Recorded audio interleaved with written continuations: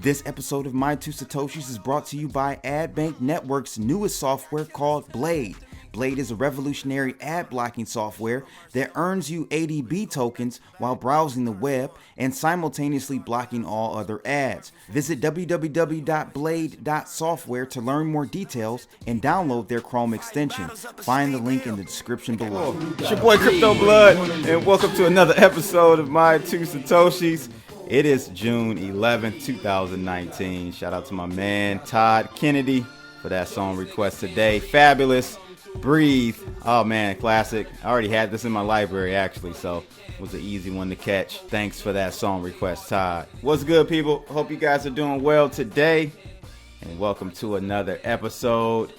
Today we're going to be looking at a few interesting topics curated this morning. First is we've got finally Telegram's ICO token. Looks like it's going to be going on public sale soon, so try to give you guys the details on that.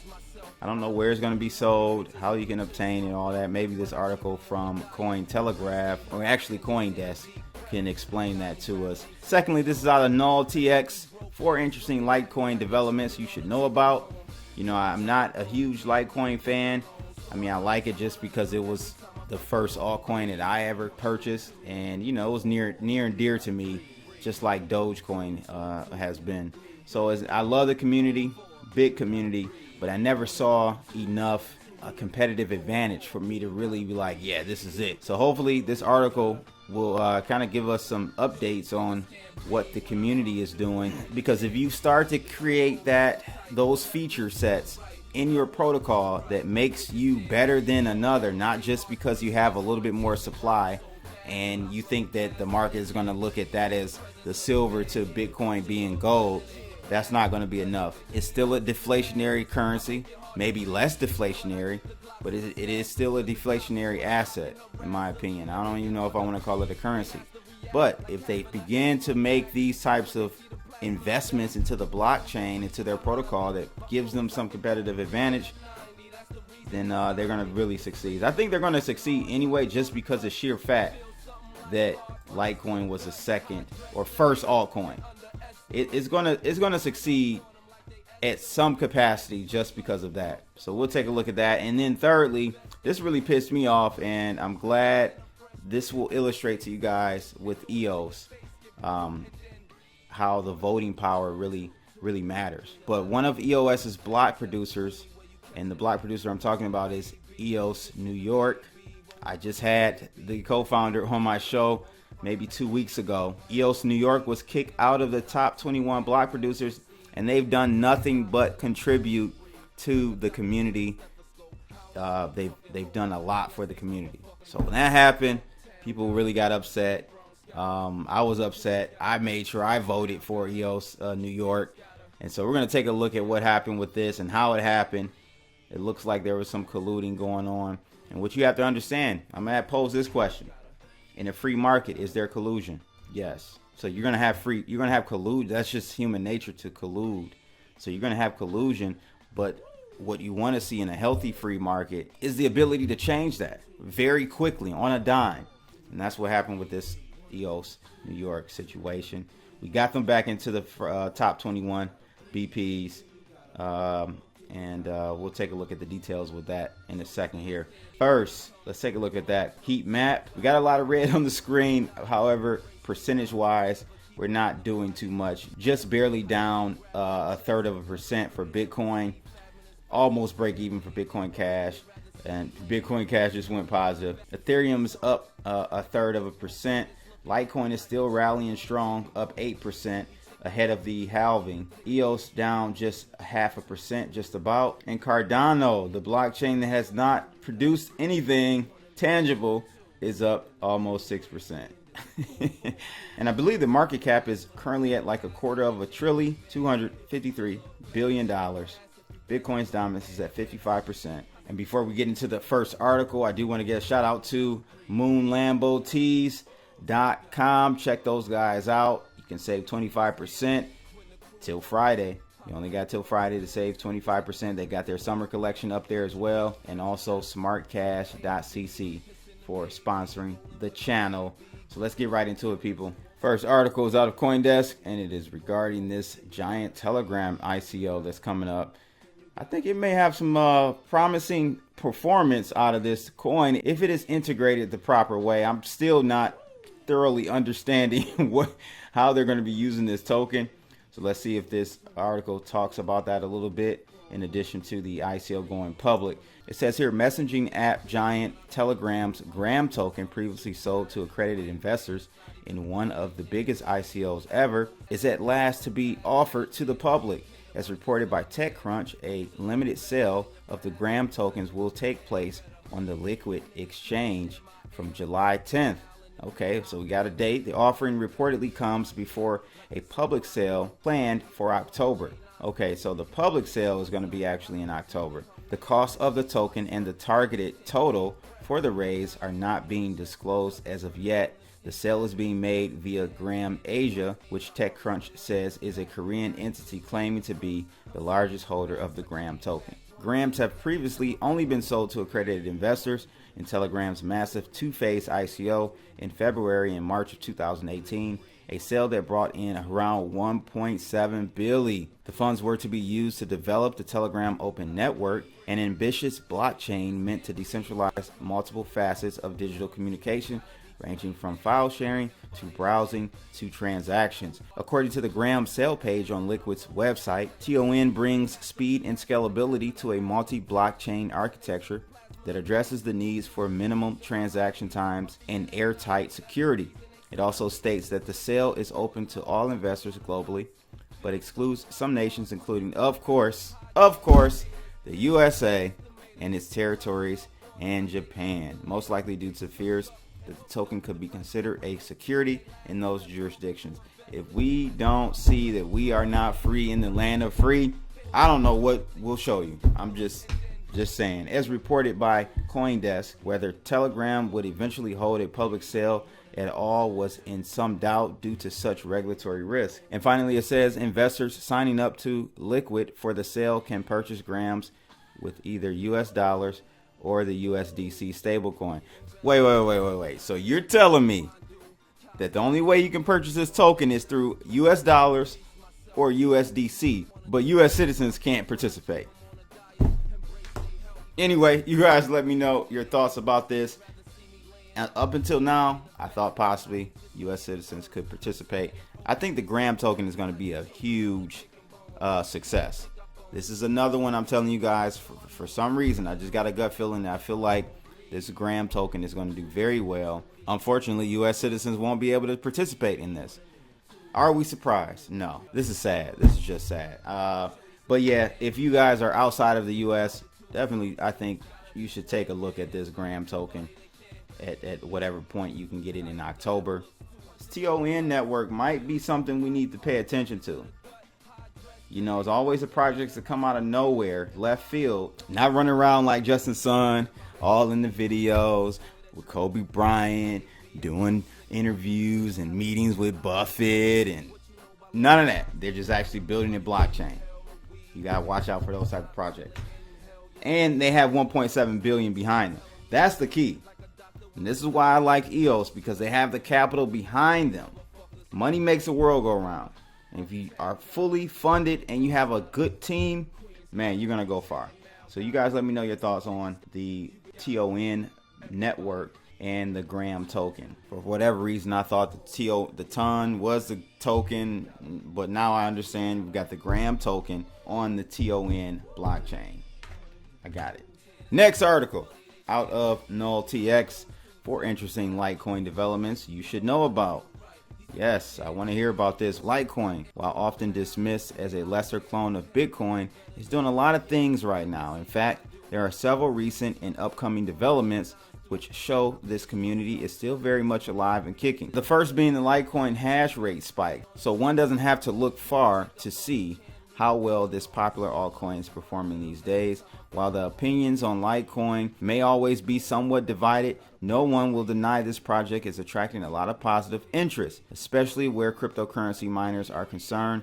things are looking very promising. More specifically, the project's hash rate has gone through a major spike in recent weeks, so much even that an all-time high has been reached this last week. This is something I did not know about, which further confirms the demand for LTC is not slowing down as of yet. This would also indicate it is rather profitable to mine LTC at this time, which is another interesting factor worth keeping an eye on. Secondly, price momentum.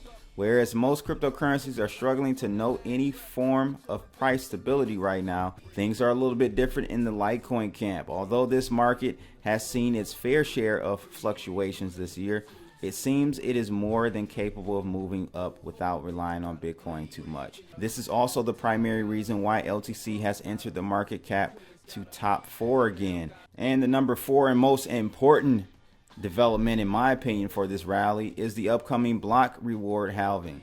Similar to Bitcoin, Litecoin undergoes block reward halving events on a regular basis. The upcoming reward halving will cut the block reward from 25 to 12.5 Litecoin. Whether or not this will have a significant impact on this altcoin and its value or market cap is very difficult to predict. Like, what is this article talking about? It clearly, this is why we've run up in Litecoin, is because of the reward halving coming up. Oh my God. A lot of the community members have high hopes in this regard, but there is just no guarantee of anything will come out of it. To put this in perspective, there are still over 56 days to go until the halving occurs. As such, there is a lot of time between now and the event, a time during which market conditions can change significantly. It would also be interesting to see how the network's hash rate is affected when the halving goes into effect. Third thing, full nodes on Tor are a thing. Now, this is what I like to hear. When it comes to running a cryptocurrency full node, there are many different ways to go about things. It seems that some Reddit users are intent on doing so through Tor for additional privacy and anonymity. Setting up such a node is not overly difficult, as it can be done by following the Bitcoin full node Tor guide and replacing it with the Litecoin client. This seems to indicate the Litecoin network is still growing and expanding, which is all its community can ask for. It seems unlikely many people will start to explore this option, but it is still good to know it is certainly a feasible solution. I'm gonna be honest with you, I'm kind of disappointed with this article here. I thought this article and the developments were going to be more so from a programmatic standpoint, but it looks like it wasn't. It's just basically stating the obvious, and really with the block reward halving, they're saying that it's to be seen whether or not price will be affected, when clearly, see, the markets are forward pricing, okay? It's trying to price in future value.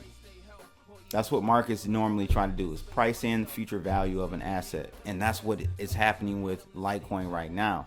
So what I do want to do, I know there are a lot of Litecoin fans out there. Let me know, and I will cover this.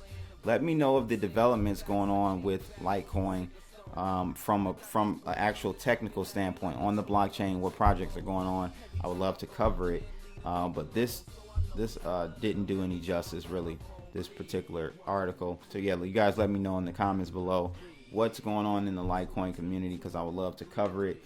I know one thing is going on. Litecoin Johnny, that guy, he's a big reason behind the awareness.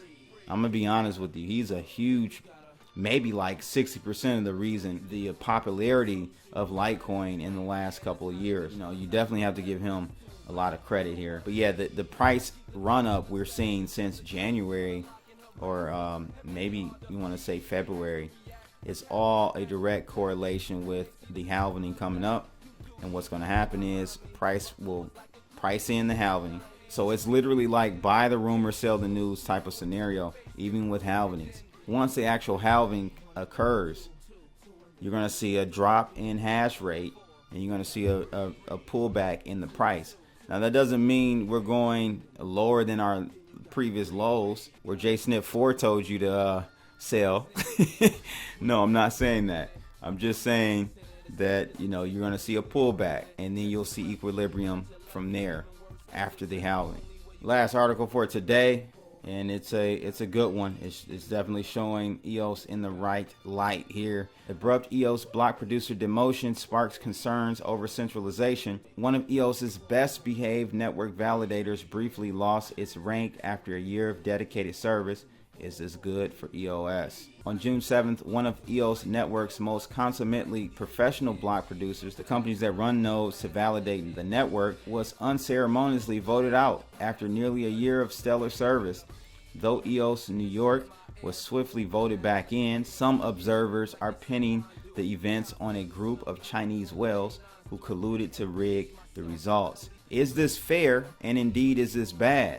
And here's a tweet from EOS New York, and they said, shortly after tweeting this, our unbroken streak ended.